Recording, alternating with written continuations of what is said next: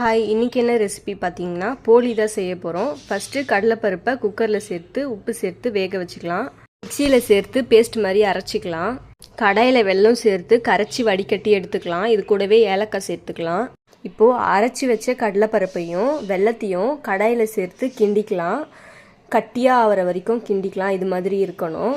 இப்போது ஒரு பெரிய கப்பில் ஒரு கப் மைதா மாவு சேர்த்துருக்கேன். கலருக்காக மஞ்சத்தூள் சேர்த்துருக்கேன்.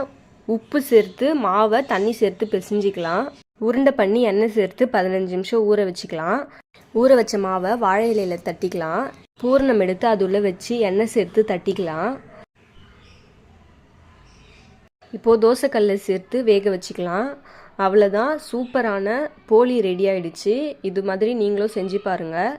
செஞ்சு பார்த்துட்டு கமெண்ட் பண்ணுங்கள். இந்த வீடியோ பிடிச்சிருந்துச்சுன்னா லைக் பண்ணுங்கள், ஷேர் பண்ணுங்கள், கமெண்ட் பண்ணுங்கள். மறக்காமல் நம்ம சேனலை சப்ஸ்கிரைப் பண்ணிட்டு பாருங்கள். தேங்க்யூ.